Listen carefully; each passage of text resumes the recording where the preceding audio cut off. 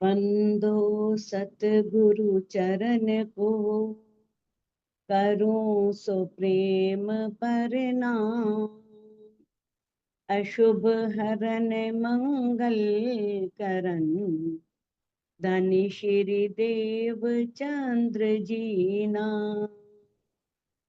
श्री प्राणनाथ निज मूलपति, श्री मिहिराज सुनाम। तेज कुंवरी श्यामा युगल को, पल पल करूं प्रणाम। पिया जी को पल पल करूं प्रणाम। प्रणाम जी, प्रणाम सुंदर साथ जी। सुंदर साथ जी, जैसा कि हम श्री श्रृंगार ग्रंथ का 16वां प्रकरण कर रहे थे और 16वें प्रकरण की हमारी 30 नंबर चौपाई तक हो चुका है, तो आज हम 31 नंबर चौपाई से प्रारंभ करने जा रहे हैं। हक रसना बोले जो अर्स में, जिन किन को वचन। दामदनी अक्षरातीत इंद्रावती जी के धाम हृदय में बैठ करके दामदनी अक्षरातीत की रसना का क्या महत्व है, यानी कि रसना से ही उनकी ये ब्रह्मवाणी उतरी है। तो ब्रह्मवाणी से किस तरह से जागृति होती है, ब्रह्मवाणी से कैसे दामदनी की पहचान होती है, ये सब बातें रसना के कारण ही तो हैं। तो यहाँ पर रसना यानी कि दामदनी अक्षरातीत की जिह्वा के महत्व के बारे में इस प्रकरण में बताया गया है।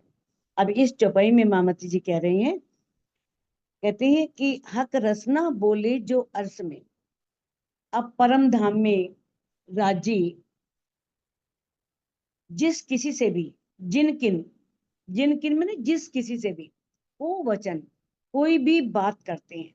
जब दामदनी परम धाम में किसी से भी, चाहे कोई भी सुंदर, कोई भी ब्रह्म सृष्टि है, श्यामा जी हैं या कोई भी अंगना है, उससे बात करते हैं।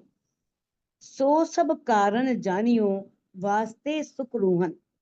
अब उस बात का कारण क्या होता है?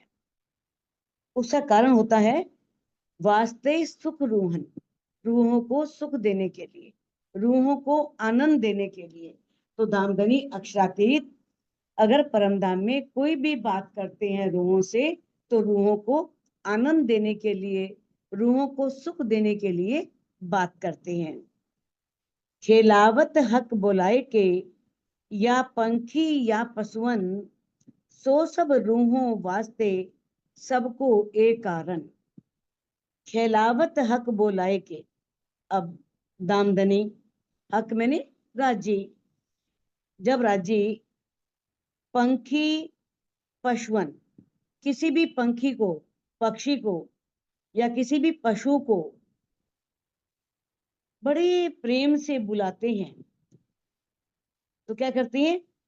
सो सब रूहों वास्ते सबको एक कारण, यानी कि उनका हर क्रियाकलाप परमधाम में सब रूहों को आनंदित करने के लिए।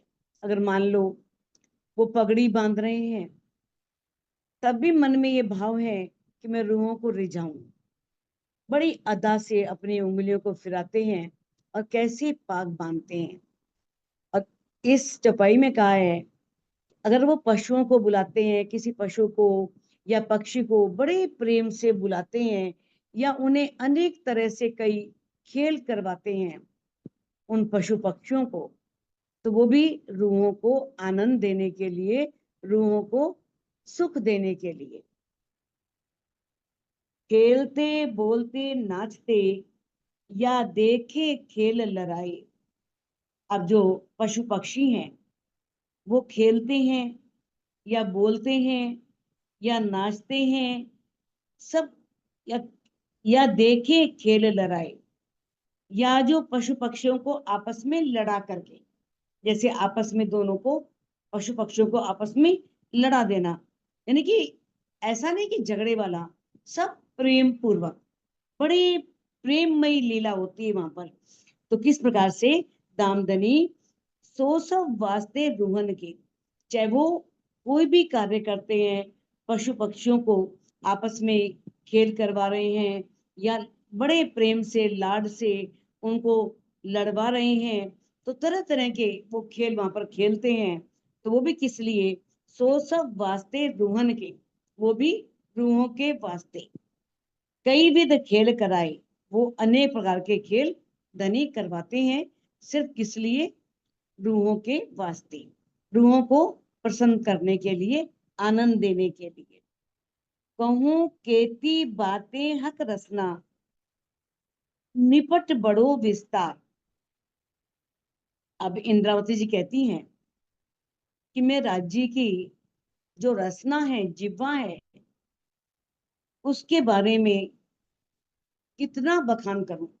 उसमें इतने गुण हैं, उस रसना की इतनी सिफत है, निपट बड़ो विस्तार, कि निपट, इसमें कोई शक नहीं कि बहुत बड़ा विस्तार है, बहुत फैलाव है, बहुत अनंत गुण है, असीम गुण है। उसकी प्रशंसा जो है वो शब्दों में बांधी नहीं जा सकती। कहते हैं क्यों कहूं जो किए रूहों सो, हक जुबा के प्यार। दामदनी किस प्रकार से रूहों से बड़ी मीठी बोली बोलते हैं, बहुत प्यार करते हैं, तो उसे मैं क्यों कहूं, कैसे व्यक्त करूं, मैं उसे कैसे प्रकट करूं। जब दामदनी रूहों को प्रसन्न करने के लिए अनेक प्रकार के खेल करते हैं, अनेक प्रकार के क्रियाकलाप करते हैं। हक रसना गुण खेल में, पाओ हरफ को होए ना शुमार। अब इस माया के ब्रह्मांड में दामदनी अक्षरातीत की जिह्वा के जो गुण हैं, अब इंद्रावती जी कह रही हैं पांव हरफ, हरफ बोलते हैं एक शब्द को, और एक शब्द का चौथाई हिस्सा होता है पाव, पाव पल, एक पल का चौथाई हिस्सा, और यहाँ पर है एक शब्द का चौथाई हिस्सा, को होए ना शुमार, यानी कि एक शब्द के चौथाई भाग के भी जो गुण है ना, उसका शुमार नहीं है, उसे सीमा में नहीं बांधा जा सकता, उसका वर्णन नहीं किया जा सकता। तो जो गुण रसना अर्थ में, अब जो परम धाम में राज्य की इस रसना के गुण है, जिह्वा के गुण है, ताको क्यों कर पाइए पार, तो उसे पार कैसे पाया जा सकता है जब इस माया के ब्रह्मांड में धने की रसना के गुणों का वर्णन करना असंभव है। यानी कि इंद्रावती जी कह रही हैं कि अगर मान लो एक शब्द है ना, तो उसके चौथाई भाग के भी गुण बताने चाहे ना, वो भी सीमा में नहीं आते, वो भी शब्दों में नहीं आते, उसका कोई शुमार नहीं है। जब इस माया के ब्रह्मांड में नहीं है, तो समझो कि परम धाम में जो धनी की रसना है, उसके गुण कैसे गिने जा सकते हैं, उसे कैसे समझा जा सकता है। तो ये जो वाणी है ना, ये जो हमारे सामने हम जो कर रहे हैं ब्रह्म वाणी, ये जो ब्रह्म वाणी है, ये दामदनी अक्षरातीत की रसना का ही स्वरूप है। कहा है ना, रसना श्यामा जी की, ये श्यामा जी की रसना, श्यामा जी राजी तो एक ही है। कहते हैं कि इसके अगर मान लो चौथाई शब्दों में भी इतना ज्ञान है कि उसकी महिमा का वर्णन करना बहुत मुश्किल है, उसकी महिमा का वर्णन नहीं किया जा सकता। तो रसना जो है, वो रसना जो उनकी जिह्वा से जो शब्द निकलते हैं, जो वाणी निकलती है, उसे शब्दों में जो ज्ञान है, उसमें प्रेम छिपा हुआ है, सिर्फ सुख का ज्ञान नहीं है, प्रेम मिश्रित ज्ञान है, उसमें प्रेम भी भरा हुआ है।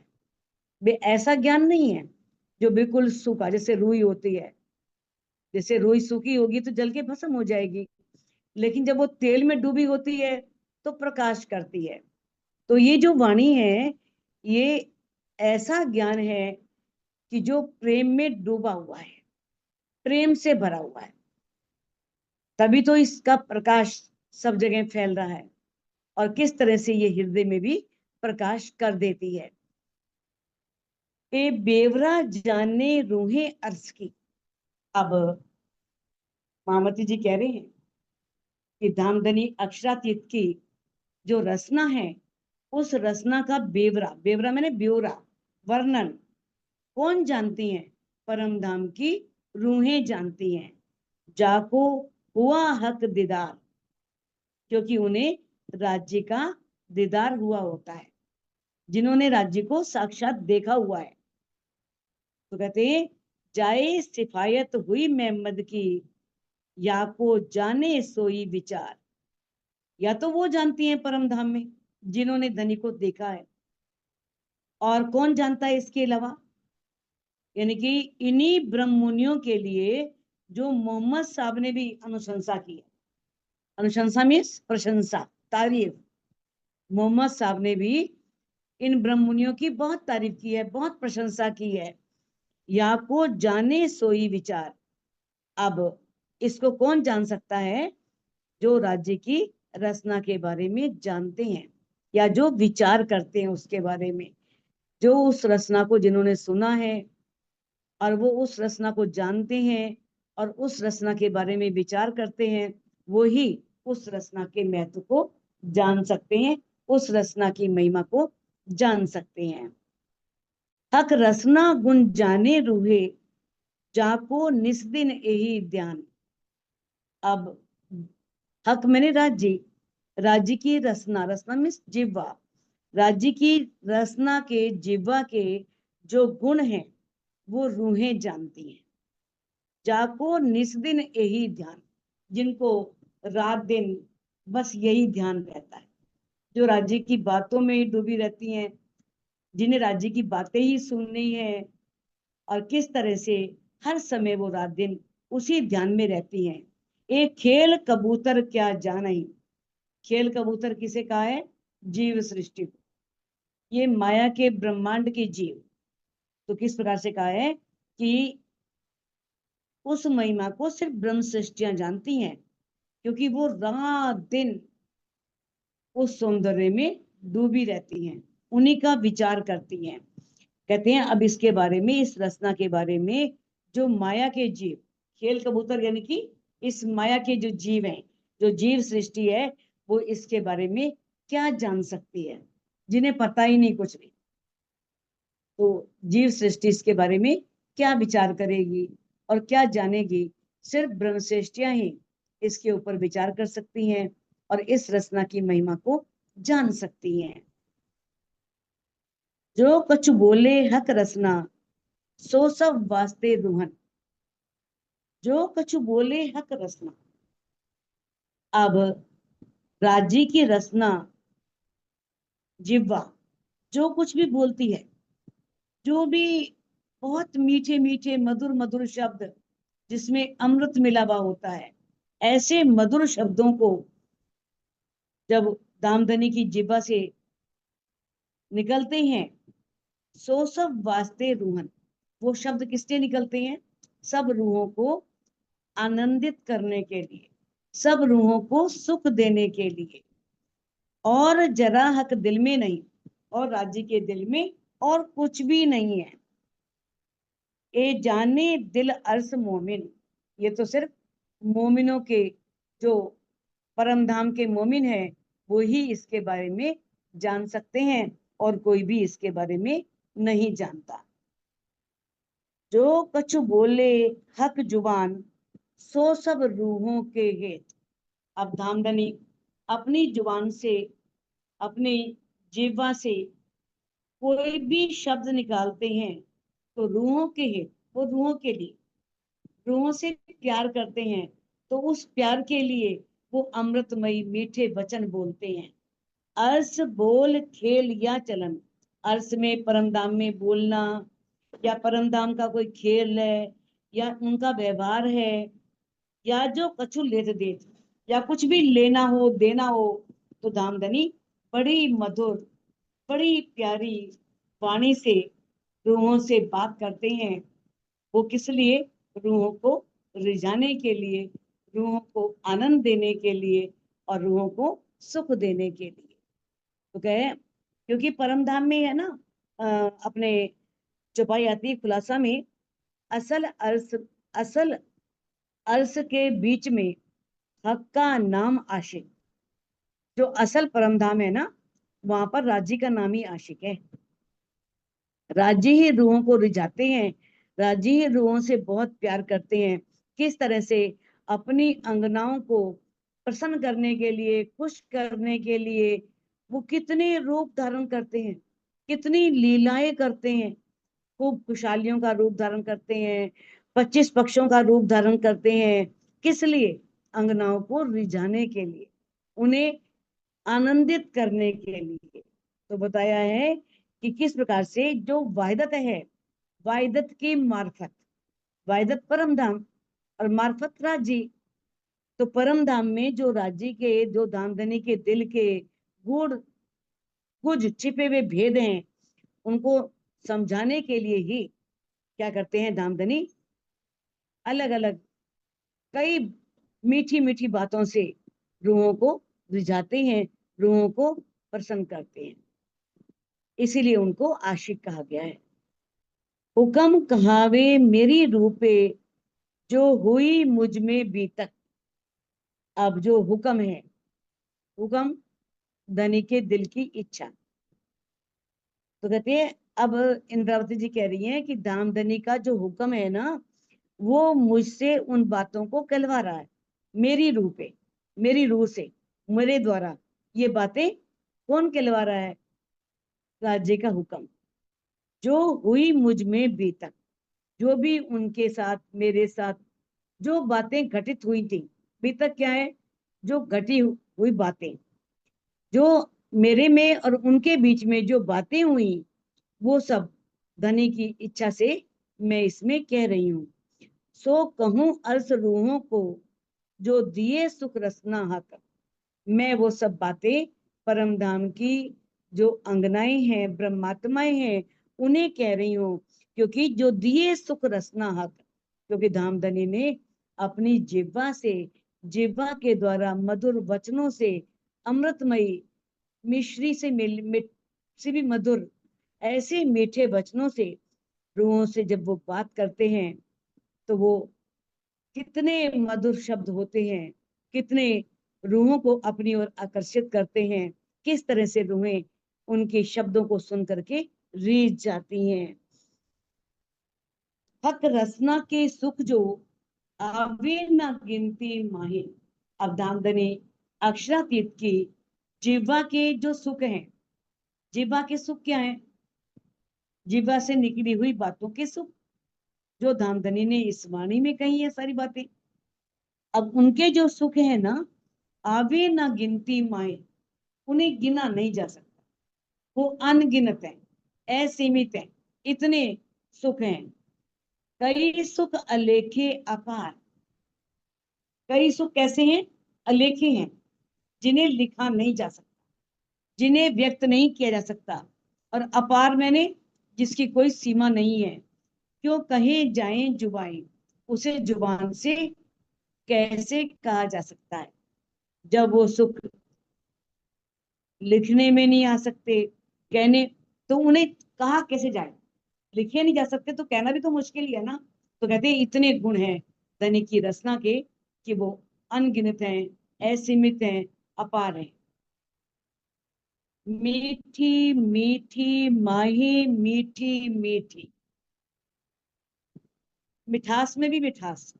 मीठी मीठी माही मीठी मीठी, रस रसीली रसना वान। रसना जीवा, वान जीवा से निकली हुई वाणी। दामदनी की जीवा से निकली हुई जो बात है, जो वाणी है, वो कैसी है? रसीली, बहुत रस से भरी हुई है, बहुत आनंदमयी बातें हैं, आनंद देने वाली बातें हैं। प्रेम रस उसमें भरा हुआ है। और कैसे उसमें इतनी मिठास है कि जैसे एक सागर है, मान लो मिठास का सागर, शहद है, मान लो शहद ही शहद है, शहद की बोतल है पूरी मान लो, तो उसके अंदर सब जगह मिठास ही तो होगी। उसकी एक एक तरंग के अंदर, एक एक जर्रे के अंदर वहां मिठासी मिलेगी आप। तो कहते हैं मीठी मीठी माही मीठी मीठी। एक तो माधुर्यता का सागर, और सागर में तरंगे भी बहुत माधुर्यता से युक्त, उसके अंदर जो तरंगे हैं आनंद की, वो भी मिठास लिए हुए हैं, उसमें भी माधुर्यता है। सुख सुख के माहे कई सुख, सुख क्यों कहूं रसना सुभान। कहते हैं सुख सुख के, सुख तो है ही, अब उन सुखों में भी कई सुख हैं, एक सुख के अंदर भी अनेकों सुख हैं जिनका बयान नहीं हो सकता। सुख क्यों कहूं रसना सुभान, तो मैं धाम धनी की जिह्वा के सुखों को कैसे कह सकती हूँ, कैसे कहूं। मोहे इलम दिया आए अपना, तासो प्यार किया मुझको। अब इंद्रावती जी कहती हैं किस तरह से धामधनी ने मुझे पहले अपना इल्म दिया, ज्ञान दिया, परिचय दिया, और किस प्रकार से फिर मेरे हृदय में विराजमान हो गए, ज्ञान दिया, मेरे से भरपूर प्रेम किया, बहुत प्यार किया। तासो प्यार दिया मुझको, मुझे बहुत प्यार दिया उन्होंने। कहते 14 तबक कायम किए, कहलाए मेरी रसना सो। और मेरी जिह्वा से क्या शब्द निकलवाए कि 14 लोगों का ब्रह्मांड अखंड हो जाएगा। इंद्रावती जी कह रही हैं कि दामदनी ने मेरी जिह्वा से, यानी कि जिह्वा तो देखो श्यामा जी की है, राज्य कहलवा रहे हैं, लेकिन तन माध्यम है, उस तन के द्वारा कहा जा रहा है। तो इंद्रावती जी कह रही हैं कि 14 लोगों का ब्रह्मांड को अखंड करने की बात भी दामदनी ने, कहलाए मेरी रचना सो, वो उन्होंने किस तरह से मेरी रचना से इस ब्रह्मवाणी के अंदर लिखवा दिया कि 14 लोक के ब्रह्मांड को अखंड करना है। क्यों? क्योंकि मेरी ब्रह्मात्माएं इस ब्रह्मांड को इस बार इस ब्रह्मांड में इस ब्रह्मांड को देखने के लिए आई हैं, इसलिए इस ब्रह्मांड को पूर्ण अखंड करना है। एक नुक्ते इल्म अपने, दुनी बका कराई मुझसे। अब कहते हैं ना एक नुक्ता, नुक्ता बोलते हैं एक शब्द, इल्म बोलते हैं ज्ञान का, ब्रह्मवाणी का।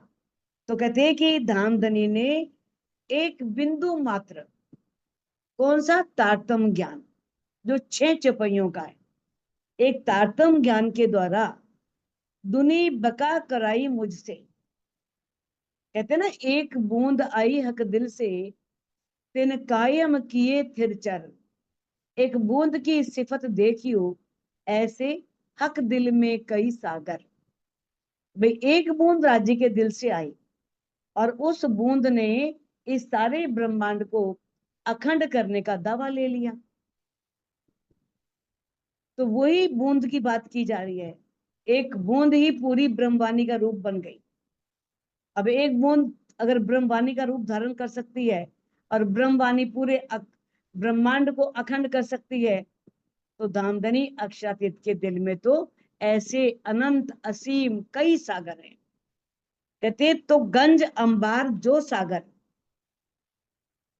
जो उनके धाम, उनके धामधनी के हृदय में जो गजान गंज इश्क भरा हुआ है, अनेकों सागर बने हैं, इलम का, इश्क का, निस्बत का, अनेक सागर उनके अंदर गजान गंज पूर्ण रूप से भरे हुए हैं। कैसे होसी हक दिल में। अब देखो, जब एक बूंद से 14 लोक का ब्रह्मांड अखंड हो सकता है, तो अब ये सोचो कि धनी के दिल में कैसे अनेकों सागर भरे पड़े हैं, तो उस उनकी महिमा कितनी होगी। कहते जो कोई शब्द बीच दुनिया, सो उठे उठे हुक्म के जो। अब जो कोई भी शब्द इस ब्रह्मांड में,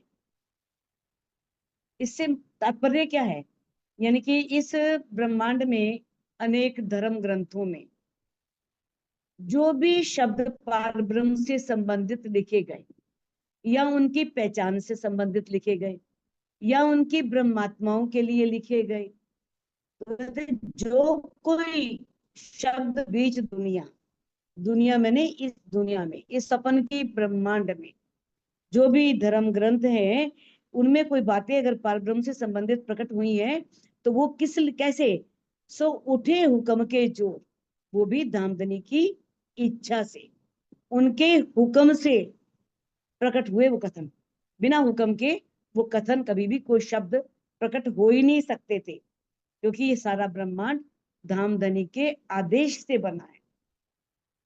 तो जिस शक्ति ने अनेक ग्रंथों में पारब्रह्म की पहचान दी, पारब्रह्म के बारे में कुछ शब्द कह दिए, तो वो भी धामधनी के हुक्म से कहे। इससे पहले क्यों नहीं कहे गए? धामधनी की इच्छा थी, ताकि सभी धर्म ग्रंथों में प्रमाण मिल सके। तो प्रमाण धनी के आदेश के द्वारा ही सभी धर्म ग्रंथों में प्रकट किए गए। पका करी जो दुनिया, दिया सबको हक इलम। अब किस प्रकार से सारे ब्रह्मांड को दामदरी ने क्या हुक्म दे दिया, क्या आदेश दिया कि सबको जो ये वाणी है, ब्रह्म वाणी है, तारतम वाणी, अगर इस ब्रह्म वाणी को कोई प्राप्त करेगा तो सारे संसार को अखंड मुक्ति पाने का सौभाग्य मिल गया। जिनकी सब अखंड मुक्ति पा सकते हैं, उन्हें अखंड मुक्ति मिल सकती है। कहते हैं सबको हक इलम, ये हक का जो इलम है, ये ब्रह्मवाणी है, किस प्रकार से सारी दुनिया को अखंड कर सकती है। सो इलम सिफत करे हमारी, हुक्म हुक्मे किया वास्ते हम। अब जो कहते हैं कि सो हुक्म सिफत करे हमारी, हुक्म मैंने इस जो ये ब्रह्मवाणी है, इस ब्रह्मवाणी में धनी का जो हुक्म है ना, धनी की इच्छा ही से ही ब्रह्म मुनियों की प्रशंसा की जा रही है, ब्रह्म मुनियों की सिफत की जा रही है। हुक्मे किया वास्ते हम, राज्य ने ये सब कुछ हमारे वास्ते ही किया है। अपने ब्रह्म मुनियों की जो महिमा है वो आखिर तक लोग जाने, उन ब्रह्म मुनियों के सौभाग्य को जान सके।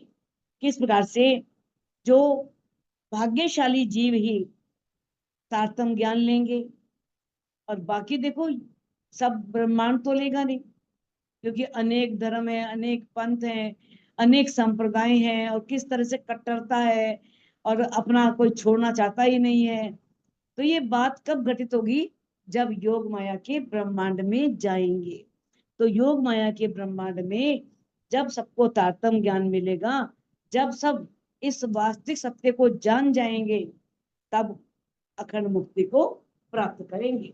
इस ब्रह्मांड में सबको तारतम्य नहीं मिलने वाला, और ना ही इस ब्रह्मांड में सब कोई परब्रह्म को जान सकता है। इतना बड़ा ब्रह्मांड, और किस तरह से लोग कितने कट्टर होते हैं कि दूसरे के धर्म की बात को सुनना चाहते ही नहीं है। इस तरह से इतनी कट्टरता है, तो यहाँ पर तो ये संभव नहीं होगा। लेकिन योग माया के ब्रह्मांड में उन्हें जब ये सब कुछ पता लगेगा, तारतम्य ज्ञान के द्वारा सारी वास्तविकता पता लगेगी, तब वो क्या करेंगे? अखंड मुक्ति को प्राप्त करेंगे। ए जो बका किए हम वास्ते, जाने कायम हुए सिफत। अब धामधनी ने इस ब्रह्मांड को अखंड किया, वो भी ब्रह्म सृष्टियों के लिए किया। कहते किए हम वास्ते, हमारे वास्ते, ब्रह्म सृष्टियों के लिए इस ब्रह्मांड को अखंड किया। जाने कायम हुए सिफत, ताकि अगर ये अखंड हो जाएगा तो किस तरह से सभी ब्रह्म मुनियों की महिमा को जानेंगे, कैसे जानेंगे? क्योंकि वहां पर जो धनिष्ठ देवचंद जी का जीव है, वो श्यामा जी बनकर बैठेगा, और मीर राज जी का जीव राज्य के रूप में बैठेगा। उन्हें राज्य और श्यामा जी की शोभा मिलेगी।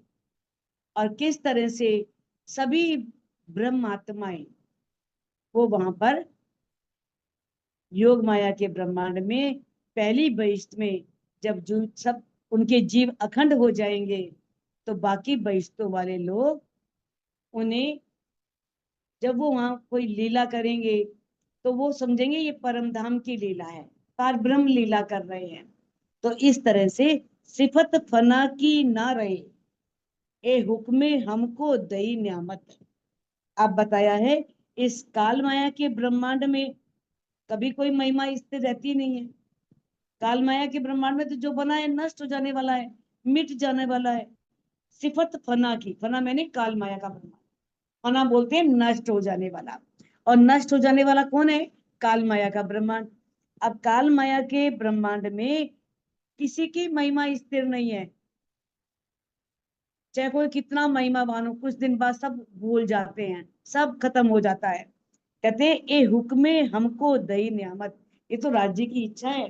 राज्य ने ये नियामत हम रूहों को दी है कि आखिर तक सभी उनको देवी देवता मान करके, यानी कि छठी बहिष्ठ वाले देवी देवता भी उनको अपना आराध्य मानकर पूजेंगे, उनकी पूजा करेंगे।